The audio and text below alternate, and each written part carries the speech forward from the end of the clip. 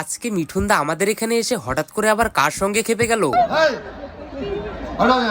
তো hello everyone, welcome back to my channel. কেমন আছো তোমরা? আশা করছি সবাই ভালো আছো। তো আজকে আমাদের এখানটায় আসতে চলেছে মহাগুরু মিঠুন চক্রবর্তী। হ্যাঁ, যার বই দেখে আমরা সবাই বড় হয়েছি, আর তিনি আমাদের এখানটায় আসছে আর আমরা দেখতে যাব না, তাই কি কখনো হয়? তাই তো বন্ধুরা, আমিও দেখতে চলে এলাম আমাদের মিঠুন দাকে। এসেই দেখতে পেলাম পুরো একদম ভিড় জমেছে, আর যেমন তেমন করে গাইস আমরা একদম মিডিলে চলে আসি। আর এখানটায় দেখো মিঠুন দাকে দেখতে একজন কোথায় উঠেছে। বাকি ফাইনালি কিছুক্ষণ পরই মিঠুন দা আমাদের মাঝে এসে পৌঁছায়। তারপর উনি মঞ্চে এসে কিছুক্ষণ বক্তৃতা দিলেন, আর তার কিছুক্ষণ পরই বন্ধুরা ওনার ডায়লগ শোনা গেল। দাঁড়াও দাঁড়াও শোনাচ্ছি।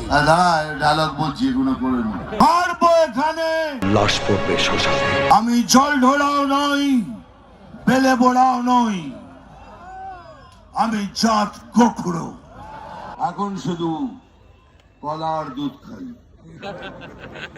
নাম তুফান, বছরে এক আধবার আসি।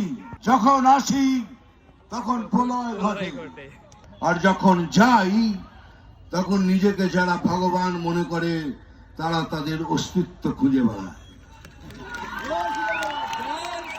বন্দে মাতরম, জয় হিন্দ। হ্যাঁ, ফাইনালি বন্ধুরা মিঠুনকে দেখাও হলো, ওনার ডায়লগও শোনা হলো। আমি তো খুবই খুশি। তো চলো ভিডিওটাকে আমি এখানটায় শেষ করছি। ভিডিও যদি ভালো লেগে থাকে অবশ্যই লাইক করে দিও, আর চ্যানেলে নতুন হলে অবশ্যই সাবস্ক্রাইব করে দিও। টাটা।